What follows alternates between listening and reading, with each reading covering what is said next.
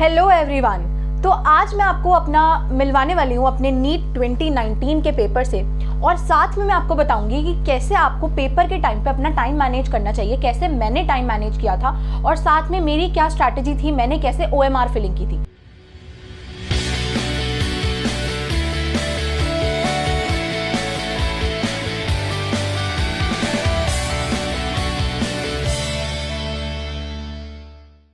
Paper attempting strategy पे मैं already एक वीडियो बना चुकी हूँ जिसमें आपने इतना ज़्यादा सपोर्ट किया और आपने उसको इतना पसंद किया, उस पर 1 लाख प्लस व्यूज़ हैं। तो अगर आपने वो वीडियो नहीं देखी है तो आप वो जाके पहले देख लो। और आज बेसिकली मैं आपको बताऊंगी कि OMR फिलिंग कैसे करनी चाहिए और साथ में सबसे इंपॉर्टेंट चीज़ कि आपको टाइम कैसे मैनेज करना चाहिए पेपर के टाइम पे। तो मैं आपको अपना पर्सनल एक्सपीरियंस बता सकती हूँ कि मैंने नीट 2019 में सिर्फ एक क्वेश्चन छोड़ा था जो कि फिजिक्स का था और मेरा स्कोर 647 का था। तो बेसिकली मेरी टाइम मैनेजमेंट की स्ट्रैटेजी क्या रही,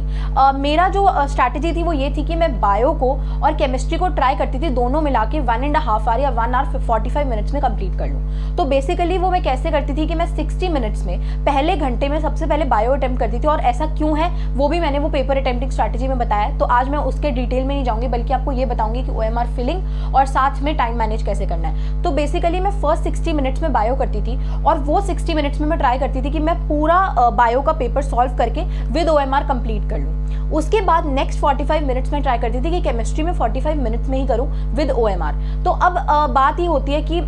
हमें ये समझ नहीं आता कि OMR हम लास्ट में एक साथ फिल करें या OMR हम साइड बाय साइड फिल करें। तो मैं आपको इसके लिए बताऊंगी कि जैसे फॉर एग्जाम्पल ये आपका नीट का पेपर है, ये मेरा नीट का पेपर है। तो इसमें जैसे मान लो ऐसे 2 पेजेस थे, ये फिजिक्स का मैं आपको दिखा रही हूँ, इसमें मान लो 2 पेजेस थे। तो मैं क्या करती थी कि जैसे सबसे पहले मैंने बायो सॉल्व किया, तो बायो का मैंने मान लो 2 पेज कर लिए, मतलब मैंने बायो के मान लो ऐसे 2 पेज कर लिए, तो मैंने ऐसे 2 पेज एक बार कर लिए, तो उसके बाद मैंने इन 2 पेज की OMR भी फिल कर ली। तो इससे क्या होता है कि आपके ब्रेन को ना कुछ सेकंड्स के लिए एक ब्रेक मिल जाता है। जब आप क्वेश्चन सॉल्व करते हो तो उससे बीच में आप OMR फिल करोगे तो आपको आपके ब्रेन को कुछ सेकंड्स के लिए रेस्ट मिल जाएगा, जिससे वो और एफिशिएंटली काम कर पाएगा अगले उन 10 क्वेश्चन में। और ऐसा भी होता है कि OMR फिल करने के बाद एक हल्का सा ब्रेक मिल जाता है, तो अगर कोई क्वेश्चन ऐसे हम दिमाग में हमारे स्टक हो जाता है कि इसका आंसर क्या था, मुझे याद है पर याद नहीं आ रहा, तो वो भी आपको उतने टाइम में अपने आप याद आ जाता है। तो ये चीज़ मैंने खुद एक्सपीरियंस की थी, और मैंने खुद भी बहुत सारे लोगों से पूछा था जिनका सिलेक्शन हुआ था। मैं खुद एक ड्रॉपर हूँ, तो मैंने उन गलतियों से सीख के अपनी ये स्ट्रैटेजी बनाई थी। तो जैसे आपने बायो ऐसे कर लिया, फिर उसके बाद आप केमिस्ट्री में भी जब आप केमिस्ट्री स्टार्ट करते हो तो आपको मैं ये सजेस्ट करूंगी स्ट्रांगली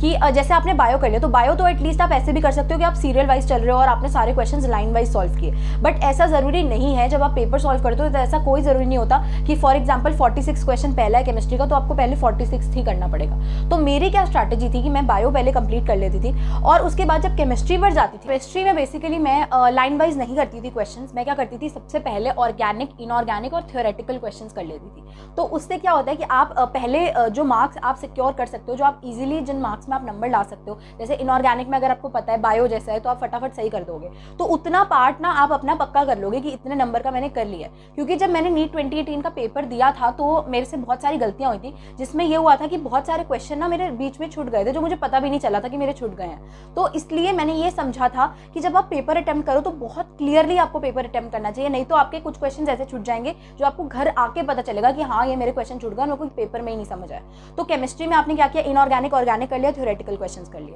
उसके बाद चाहे आप उनकी OMR फिलिंग कर लो, और OMR फिलिंग में आप ध्यान रखोगे कि कोई भी बच्चा ऐसे OMR फिलिंग नहीं करेगा कि आपने ऑप्शंस पहले देख लिया कि अच्छा D B C B, फिर उसके बाद D B C B, ऐसे नहीं भरना, नंबर वाइज ही भरना है कि 1 का D है तो 1 का D, 1 का B है तो ऐसे करके भरना है। उससे क्या होता है, गलतियां नहीं होती, नहीं तो बहुत सारे बच्चों की गलतियां होती है, तो ये कभी भी नहीं करना। उसके बाद आपने ऑर्गेनिक, इनऑर्गेनिक कर लिया, फिर आप फिजिकल की तरफ जाओगे, और हो सकता है आप ऐसे भी कर सकते हो कि इनऑर्गेनिक, ऑर्गेनिक की आपने OMR फिलिंग कर ली, फिर फिजिकल कर लिया आपने और साथ साथ फिल कर रहे हो, वैसे भी कर सकते हो, नहीं तो केमिस्ट्री कंप्लीट करके भी आप कर सकते हो, तो वो आपके ऊपर चॉइस है। अब एक चीज ध्यान रखना कि अब अगर आप ऐसे हिसाब लगाओगे टाइम का, तो मैंने आपको बोला था लास्ट में 1 आवर 15 मिनट्स कुछ लगभग आपके पास बच गए हैं, तो उसमें से क्या करो कि 1 आवर 5 मिनट्स या 1 आवर 10 मिनट्स के लगभग 1 आवर 5 मिनट्स आप लेके चलो, जो आप पूरी फिजिक्स को दोगे विद OMR के लिए, और जो बाकी के 5 या 10 मिनट बचेंगे वो आप उन क्वेश्चन को दोगे जो केमिस्ट्री बायो में, मतलब बिल्कुल आपने सोचा था कि शायद हम ये छोड़ ही दें, हम बिल्कुल नहीं आते हैं, या फिर आपको लग रहा था कि ये मैं लास्ट में एक बार देख लूंगा। पर आपको ये बात ध्यान रखनी है कि अगर आप ये स्ट्रैटेजी फॉलो करते हो तो आप ऐसा नहीं कर सकते कि आप केमिस्ट्री बायो में बहुत सारे क्वेश्चन छोड़ के बैठ जाओ और उन लास्ट के 10 मिनट पे डिपेंडेंट रहो। बहुत सारे क्वेश्चन नहीं छोड़ने। मान लो आपको 3-4 ऐसे क्वेश्चंस लग रहे हैं जो मतलब आपको याद नहीं आ रहे हैं अभी, और बायो में आपको लग रहा है कि हो सकता है मुझे लास्ट तक याद आ जाए, मैं कुछ ऑप्शन कर दूं, इसका रिस्क है जहाँ पे, पे, तो वो क्वेश्चन आप लास्ट के 5 या 10 मिनट के लिए छोड़ सकते हो। अब एक चीज़ मैं आपको उसमें बहुत इंपॉर्टेंट बताना चाहती हूँ कि जैसे आपने कोई क्वेश्चन छोड़ दिया है अभी के लिए, आपने सोचा बाद में करोगे, तो ये भी मैंने गलती की थी नीट 2018 में कि वो बाद में करने वाला क्वेश्चन मुझे मिला ही नहीं था। 5 मिनट लास्ट के बचे होते हैं, वैसे ही बहुत प्रेशर होता है कि अब 5 मिनट बचे हैं, तो उस टाइम पे इतना प्रेशर में मुझे वो क्वेश्चन ही नहीं मिले थे कि मैंने क्या छोड़े थे, क्योंकि सब कुछ इतना जो कैलकुलेशन थी, रफ वर्क था, वो सब बीच बीच में था, तो मुझे क्वेश्चन ही नहीं मिले थे और मेरा बहुत टाइम वेस्ट हुआ था। तो इसलिए मैं आपको इसके लिए सजेस्ट करूँगी हमें क्या करना है। जैसे अगर आपको कोई क्वेश्चन में डाउट है, तो जैसे मेरे को इस क्वेश्चन में मान लो डाउट था, तो मैंने क्या किया, मैंने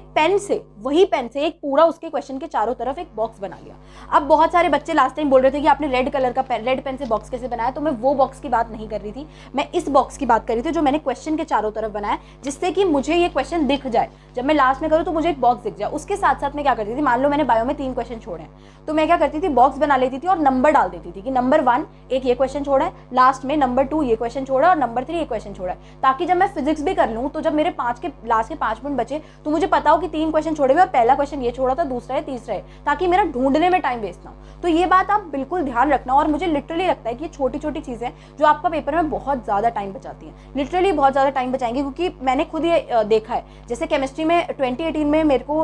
मैं फिजिकल केमिस्ट्री में बहुत ज़्यादा अटक गई थी, क्योंकि शुरू में मेरे जो क्वेश्चन आए थे वो फिजिकल के थे और मेरे थ्योरेटिकल क्वेश्चन जो मुझे बिल्कुल आते थे वो मेरे छूट गए थे और मुझे पता भी नहीं चला था। तो इसलिए फिर मैंने ये स्ट्रैटेजी अपनी अपनाई थी कि मैं जो क्वेश्चन मेरा रहता था लास्ट के लिए, उसके चारों तरफ में पेन से बॉक्स बना लेती थी, जो मुझे विजिबल हो कि हाँ मुझे ये पता चल जाएगा कि मेरा क्वेश्चन छूटा हुआ है। और फिजिक्स में फिर आप अपना मतलब जैसे अगर आप केमिस्ट्री और बायो आप आराम से 1.5 आवर में कर रहे हो, तो लास्ट के 1 घंटा आप आराम से फिजिक्स को दे सकते हो और आप बहुत आराम से सॉल्व कर सकते हो। तो इसलिए और फिजिक्स भी मैंने लास्ट में इसलिए चूज़ की थी क्योंकि 2018 में मेरे साथ ये हुआ था कि मैंने फिजिक्स से पेपर स्टार्ट किया था और मैं फिजिक्स से ही स्टार्ट करती थी तब, और शुरू के 4-5 क्वेश्चन थोड़े टफ थे या उन चैप्टर्स में से थे जो मुझे नहीं आते थे, तो इसकी वजह से मेरा पेपर बाकी का बहुत ज़्यादा खराब हो गया था और मैं इतना अंडर कॉन्फिडेंट हो गई थी पेपर के टाइम पे कि मेरा नहीं होगा, तो बाकी का पेपर पे इफेक्ट पड़ता है। इसलिए मैंने बायो से किया था, फिर केमिस्ट्री, फिर फिजिक्स। अब फिजिक्स में भी जब आप पेपर अटेम्प्ट करो तो एक बात मेरी ध्यान रखना कि जब आप पेपर अटेम्प्ट करते हो ना फिजिक्स का, तो उसमें भी आप क्या करो, स्किमिंग करनी बहुत जरूरी है। ये नहीं कि आप लाइन वाइज चल रहे हो कि 1 के बाद 2 ही क्वेश्चन करना है। आपने एक पेज देखा, फॉर एग्जाम्पल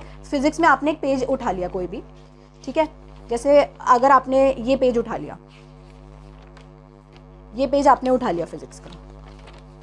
तो अब मान लो ये पूरा पेज है आपके पास, तो ऐसा नहीं है कि ये लाइन वाइज करोगे कि पहले ये किया फिर ये किया फिर ये किया, ऐसे नहीं करना। जैसे मान लो आपको कोई चैप्टर्स आपके बहुत ज़्यादा स्ट्रॉन्ग है तो आपको दिख जाता है, मतलब फिजिक्स के पेपर में आपको दिख जाएगा कि इलेक्ट्रिक फील्ड का क्वेश्चन है, चलो ये मैकेनिक्स का क्वेश्चन है, ये काइनेमैटिक्स का क्वेश्चन है, तो आप क्या करो, जो चैप्टर्स के आपको आते हैं ना, बहुत स्ट्रॉन्ग है आपके वो चैप्टर्स और आपको लगता है ये क्वेश्चन बिल्कुल देखा हुआ है तो मुझे आता है 2 मिनट में हो जाएगा, उसको पहले कर लो और पेज वाइज करो कि पेज वाइज मैंने पूरा एक पेज लिया, इसमें मान लो 7-8 क्वेश्चन है, तो इसमें से मैंने इतने क्वेश्चन कर लिए पहले जो मुझे आते थे, और फिर उसके बाद सेकंड राउंड में, तो जो राउंड्स में आप पेपर करोगे वो आप फिजिक्स के लिए करो और बायो और केमिस्ट्री आप अपनी अच्छे से पूरी ऑलमोस्ट पूरी कंप्लीट करके रखो एक्सेप्ट फॉर 1 और 2 क्वेश्चंस। तो आई एम रियली श्योर कि अगर आप ये मेरी स्ट्रैटेजी अप्लाई करोगे, तो मैंने ये अपनी गलतियों से सीखी और मैंने ये डिज़ाइन की थी अपने लिए स्ट्रैटेजी कि मैं ऐसे ऐसे हर चीज़ को कवर करूंगी कि अगर मेरे रफ वर्क में प्रॉब्लम होती है तो मैं कॉलम्स बनाऊंगी, जो मैंने पिछली बार भी पेपर में दिखा दिए थे कि हालांकि मेरे यूज़ नहीं हुए थे, बट ये मैंने कॉलम्स 3 बना लिए थे पेपर स्टार्ट होने से जस्ट पहले, कि अगर कोई भी कैलकुलेशन होगी तो मैं नंबर वाइज वो कैलकुलेशन करूंगी। उससे क्या होता है फायदा कि अगर आपने मान लो फिजिक्स का एक क्वेश्चन किया है और आपने वो नंबर वाइज आपने कैलकुलेशन कर रखी है उसकी, तो आपसे सॉल्व नहीं हुआ वो एक बारी में क्वेश्चन, तो आपने अब दोबारा ट्राई किया थोड़ी देर बाद आके, जब आप दोबारा ट्राई करोगे तो आपको पूरी कैलकुलेशन बिल्कुल शुरू से करनी पड़ेगी। पर अगर आपने वो नंबर डाल के कहीं पे साफ साफ कैलकुलेशन की हुई है तो आप वहीं से कंटिन्यू कर सकते हो या उसको चेक करके कंटिन्यू कर सकते हो। इसलिए रफ वर्क भी बहुत ध्यान से करना बहुत ज़्यादा ज़रूरी है। तो ये कुछ पॉइंट्स हैं जो I think secret tips and tricks मेरी थी, जो मैंने खुद डिज़ाइन की थी अपने लिए, जिससे कि मैं हर वो प्रॉब्लम जो पेपर के टाइम पे होती है उसको फेस कर सकूं और उसको सही तरीके से उसके लिए स्ट्रैटेजी बना सकूं। आई होप इस वीडियो से आपकी हेल्प हुई होगी, और कंप्लीट पेपर अटेम्प्टिंग स्ट्रैटेजी देखने के लिए आप लोग मेरी जो वीडियो मैं डिस्क्रिप्शन में डाल दूंगी उसका लिंक वो देख सकते हो। और साथ में अगर आपको जेन्युइनली ये वीडियो से आपको हेल्प मिली हो और आपको लगा हो कि I am genuinely helping you, then do subscribe my channel. You can also join my Telegram channel, जहाँ पे मैं बहुत सारा अपना हैंड रिटन मटीरियल और जितने भी अपडेट्स होते हैं, कैसे पढ़ना है, क्या पढ़ना है, और साथ में जो भी हैंड रिटन मेरे पास नोट्स हैं जो मैंने खुद बनाए थे वो भी मैं अपलोड करती हूँ। सो इशिता फॉर यू मेरा टेलीग्राम चैनल है, आप वो भी ज्वाइन कर सकते हो। So stay happy, stay healthy and study smart. See you.